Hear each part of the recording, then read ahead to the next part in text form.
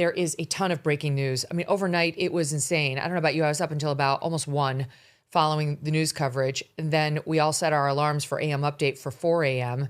because we usually put that script to bed before we go to sleep, but we knew there'd be potential breaking news overnight. So at 4, we hauled our butts out of bed for you guys. You could hear the difference in my normal voice versus my 4 a.m. voice. Though, in fairness to myself, I was trying not to wake up my family as we updated the script to let you know that the person of interest that they had pulled over, or the, quote, subject that they'd been calling him, had been released. So there was a lot happening last night as they went down close to the Mexico border and got this guy. And then it turned out to be, we believe now, nothing. They're saying that he has an alibi, though we heard his alibi and it didn't seem all that amazing. Is it more likely that they just realized after talking to him they didn't have the right guy? And are we really just like doing this to people based on the fact that they look a little like the guy? Not sure what's happening there, but we're going to talk about it with our panel. This is all in the search for Nancy Guthrie, an 84-year-old woman. She's the mother of NBC host Savannah Guthrie, as you know by now, who may or may not still be alive. You know, many of us presume that the worst may have happened by now, given her heart issues, given the fact that this was clearly a violent man who abducted her, and just given, you know, playing the odds of this person who doesn't really appear to have negotiated at all, or at a minimum in good faith with the family, if you believe those ransom notes are from him. But she could still be alive. We don't know, in fact, what happened to Nancy Guthrie. And last night, there was a report for a minute that an 84-year-old, this is unconfirmed online, had been taken to this hospital in Arizona via life flight. And there was this hope where it was like, oh my God, what if? And then they quickly said, that's not her. So you do get these periodic reminders that there's what you know and there's what you think you know. And we do not know the status of Nancy Guthrie. You know, Savannah and family are hoping and praying and believe she's still alive. And then there are many of us who are hoping and praying she's still alive, but believe she's likely not for those reasons I stated. In any event, we do know that she was forcibly taken from her home in the early hours of last Sunday, 2 Sundays ago, that day, February 1st. And that means she has not been seen for 11 days, not by anyone who cares about her. We were live on the air together when we got those stunning photos yesterday and the videos from the FBI in what is sure to be a game changer in this case, showing an armed man in a mask approaching Nancy's home in an incredibly creepy ass video. So it seems the FBI is now taking an increased role in the investigation after the Pima County Sheriff's Department did not appear to be making much progress. We heard that sheriff told us that he had sent off the videotape, or there wasn't videotape sent, but he had contacted the Nest camera company, which is Google, by the way. That's who owns and makes Nest, saying, is there anything on here? Is like the camera's gone. He said it's not in our possession. We have one, by the way. We're going to get into it, but here is what the Nest camera looks like. And we're going to show you a demonstration that we did with this thing. But he said they're gone. We don't have them. So we believe the perpetrator took the Nest cams off of Nancy Guthrie's doors, plural, front and back. And he was telling us that that was kind of it because Nancy Guthrie didn't pay for a recording service. And that meant there wasn't going to be a record. He said the cameras record a little, like some images, but they rewrite themselves every hour or so when you don't pay for the recording service. And this, of course, you know, she was taken, we believe, around 2:30 a.m. Saturday night to Sunday, and they didn't find her missing until the next day at noon. So it would have been long overwritten. But he said they had reached out to Google to find out, you know, could anything be recovered? Then the FBI got involved and things stepped up significantly. It does seem that the FBI got a warrant or put some pressure on Google. We don't know. Cash referred to like our private partners. We worked with our private partners to get this done. In any event, that's how they hit pay dirt. And you can only imagine the guy whose job it was to actually cull through all the cached images in the Google database of all the homes. Maybe they can target it geographically. Maybe he knew Tucson. I don't know if you can get it down to a specific street, never mind a specific address. and try to comb through all these like stored images. We're told by one expert that what happens is when you delete, when like the Google service is deleting Nancy Guthrie's images from 2:30 a.m. or 1:47 a.m. that night, it doesn't mean it's totally gone. It means it's marked for deletion, but it's not actually gone until it's actually overwritten by something. And it's possible it just, that piece of tape stored in the Google system had not yet been overwritten. That's crazy to know how it works. In any event, here's FBI Director Kash Patel last night on Hannity telling us that there are, quote, multiple persons of interest now. Watch. Sean, without polluting the investigation, I will say we have made substantial progress in these last 36, 48 hours thanks to the technical capabilities of the FBI and our partnerships. And I do believe we are looking at people who, as we say, are persons of interest. But as you know, with any investigation, you are a person of interest until you're either eliminated or you're actually found to be the culprit or the culprit's involved. And that's the stage we're at right now. Multiple persons of interest. That sounded promising. And last night, a delivery man was detained right by the Mexico border on the Arizona side as part of this investigation. SWAT was there. We were told a hostage rescue team was on scene, at least in Tucson. I'm not sure whether they actually wound up going down to this area near the Mexico border, but the reports of the SWAT team and the hostage rescue, and then that report unconfirmed of an 84-year-old woman in a life flight, a helicopter, and now multiple persons of interest, and boom, a subject, that's how I referred to him, a subject is being detained, and they're searching his house, and the reporters traveled immediately down, it was about an hour south of where Nancy Guthrie lived, but it appears very much that they had the wrong guy. His world has now calmed down dramatically. Law enforcement has moved on.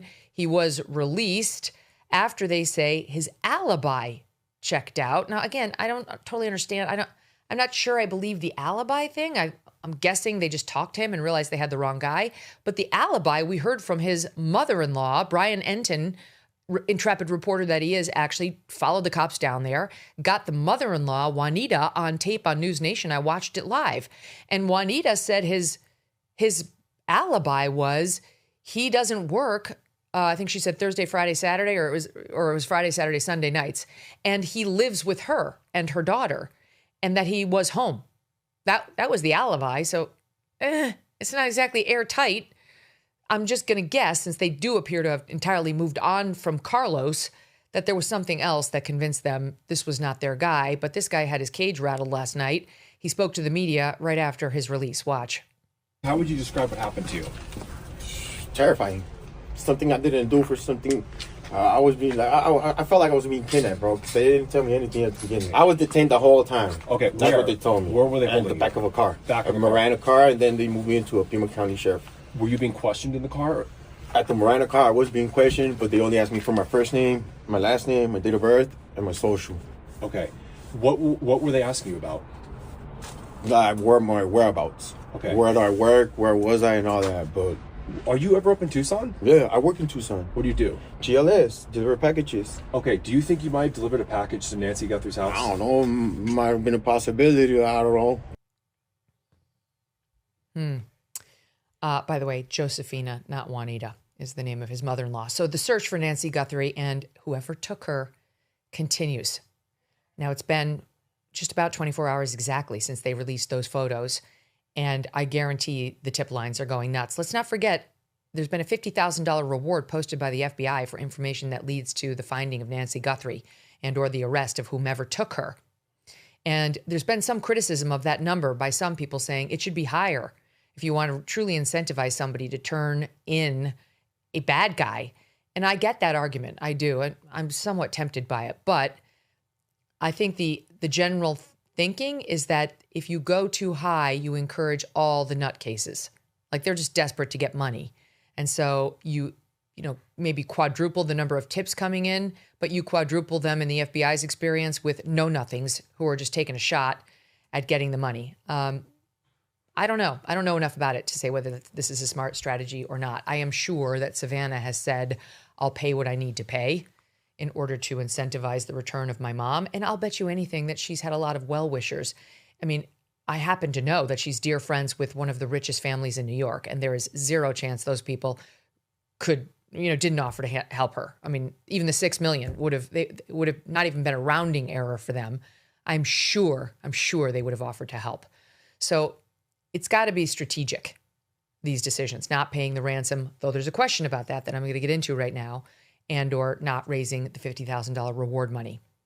Now, okay, on the ransom demands, because as you recall, there's not only the fact that Nancy's missing, there's this separate and possibly related lane of someone demanding ransom.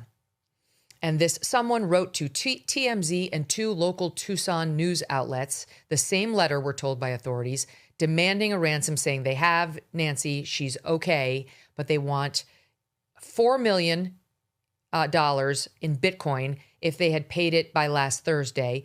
When they didn't, they had said in advance it's going to go up to $6 million, and the final deadline is Monday, meaning 2 days ago, 5 p.m.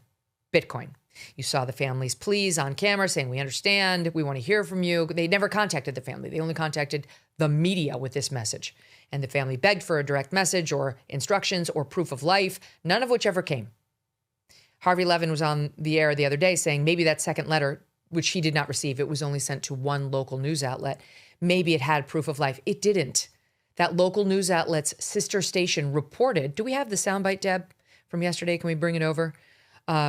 Which is the sister station to that station, which I think is called Arizona Family, went on the air and specifically made clear that this second note, which they did not describe as a ransom demand because apparently didn't renew that demand, did not have proof of life in there. And it's one of the reasons why the Guthrie family was so forlorn, I'm guessing, in their message where the 3 of them came back on camera and just said, we understand, we have your message, and give us back our mother so we can celebrate with her. And so that, and we'll never have peace unless we can have this, we will pay. So it seemed to be a new negotiation of maybe she's not okay, but we'll still take her. Like we want, to me, it sounded like we'll take her back dead or alive, and we will pay. This is all speculation because the authorities have not released the actual notes, even though we're now past the deadline, which, I query whether it's now time to release the notes in the same way that they released the Unabomber writings, because they might shed some light on who this is. There might be somebody who recognizes a turn of phrase, et cetera, to say, oh yeah, I know who this is, or I see a clue that you didn't see. Do we have it, Deb? Sorry. Okay, never mind. We're going to move on. Trust me when I tell you that the local station said there is no proof of life in the second soundbite. So TMZ's Harvey Levin is back on the air again this morning. This time he says TMZ has received a letter from someone who says they know who the kidnapper is and they want 1 Bitcoin, which is worth about $60,000, in exchange for giving up the name. So they want their own ransom for revealing who the kidnapper is. Here's Harvey trying to explain on Fox. So an hour and a half ago, we got kind of a bizarre letter, an email from somebody who says they know who the kidnapper is and that they have tried reaching Savannah's sister, Annie, and Savannah's brother to no avail. And they said they want 1 Bitcoin sent to a Bitcoin address that we have confirmed is active. It's a real Bitcoin address. As they put it, time is more than relevant. So we have no idea whether this is real or not, but they are making a demand. It's interesting that, Bitcoins fluctuate in value, but it's around $56,000 now, 1 Bitcoin, which is about the amount that the authorities are offering for information leading to the return of Nancy. So I don't know if that aligns, but whoever sent this, and they actually give a name and an email address, but whoever sent this is asking for around that amount via Bitcoin. So that person should be under arrest soon. Like, they're trying to extort whom? The FBI, Harvey, TMZ, in exchange for giving information they should just give? I don't know, actually, whether that's a crime or what that is, but it's despicable.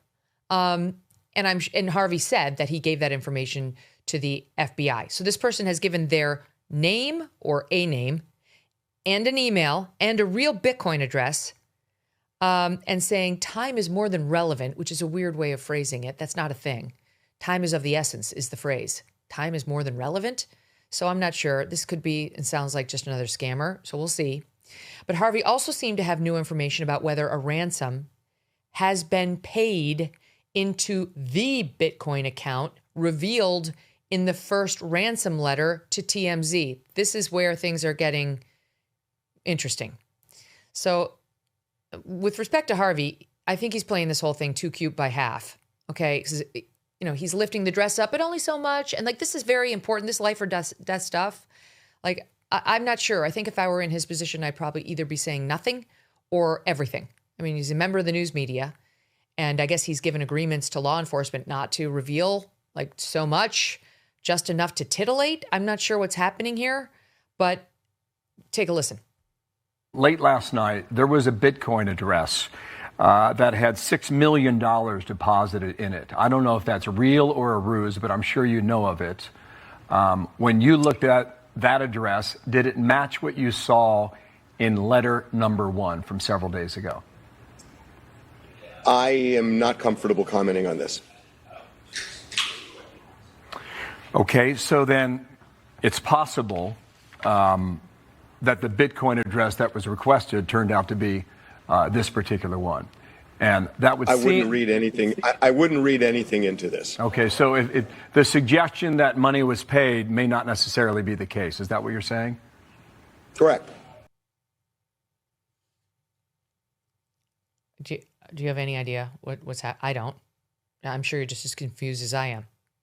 And Harvey would not even comment on the report from local Tucson station, KGUN, that indeed there had been activity in the Bitcoin account listed in that first ransom note, but that it was less than $300. KGUN, which also received the same letter Harvey did, putting an actual number on what was deposited into the Bitcoin account that, again, this is not the guy demanding a Bitcoin to reveal the name of the alleged kidnapper. This is possibly the actual kidnapper who wrote a real ransom note saying, I have Nancy, she's okay, and I want $4 million or $6 million.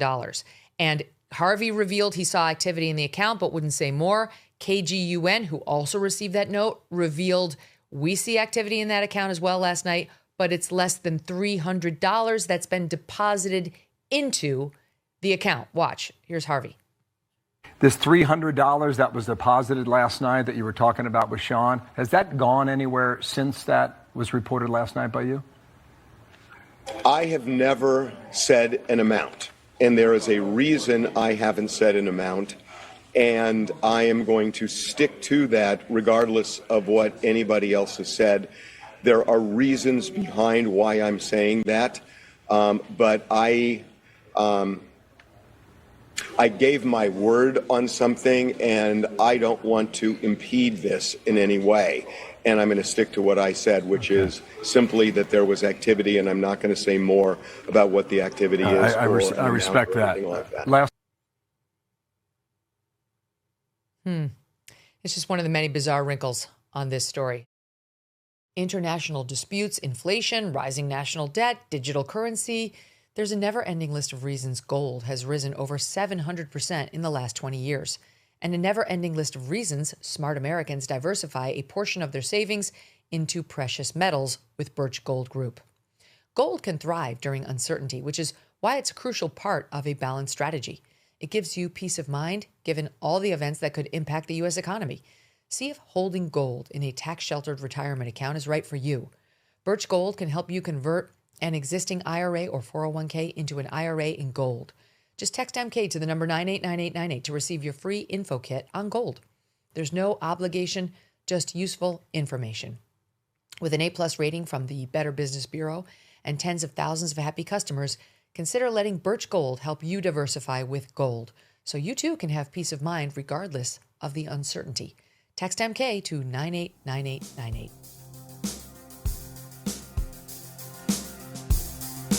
Thanks so much for watching. If you like what you just saw, hit the subscribe button for more clips and full episodes.